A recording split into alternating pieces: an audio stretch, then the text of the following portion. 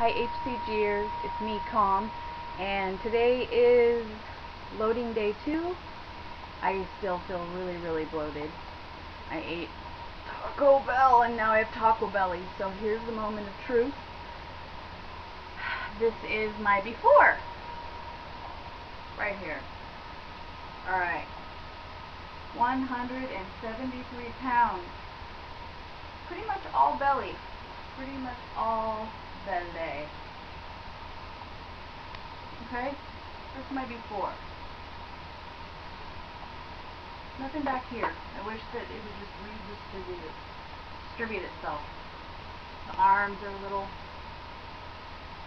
kind of big and jiggly, and anyway, that's my before. And you know what I was noticing is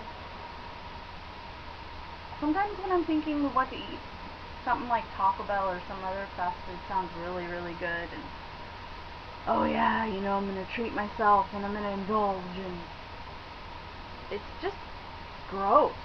I mean, really, I don't know if it's the HCG because I haven't been that hungry, but no, I really do think it's the food too. It's not real food, and I think that the secret to that kind of food is that it's made with a lot of artificial ingredients, and so it doesn't quite satisfy you, so it makes you want to eat more, you know? Plus maybe the chemicals that Kevin Trudeau talks about, you know, in his book, where he says that eating junk food and processed food with all the chemicals and stuff in it, like, kind of programs you to crave that food more, so, and then that food is purposely made to make you gain weight, or maybe just make you crave it more, so you eat more, so that the companies make it to make more profit at our expense, to our double chin expense. So, I don't know, I'm thinking about how sometimes things that sound like they're going to be really good just really aren't satisfying. Like, my sister and I have always had a thing for squirt cheese, we call it. I think it's called easy cheese or something.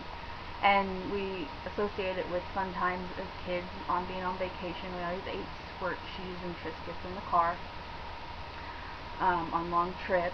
And so it's kind of like a special treat for us, and it's like a no-no, obviously, because it doesn't need to be refrigerated, so it's obviously really not good for you, and it's basically just canned oil, cheese-flavored oil. Anyway, so we were eating it, and the two of us, in one sitting, polished off the whole can. And then, well, when we were done with the Triscuits, we wanted something else to put the rest of the cheese on, and we stooped to the level of putting that cheese on Cheetos. And you know what? Not that good. And when we were halfway through eating the squirt cheese, we noticed that it really wasn't that good. But we couldn't stop eating it. And I think it's because it's not real cheese. It was sharp cheddar flavored, but it wasn't real cheese. And I think if we had just had like 1 or 2 slices of real cheddar cheese, that would have been more satisfying, and a whole heck of a lot less calories and chemicals and hydrogenated oil and all that. So I don't know, I experienced that tonight with eating Taco Bell. So anyway, I think I want to just remind myself of that while I'm on this diet.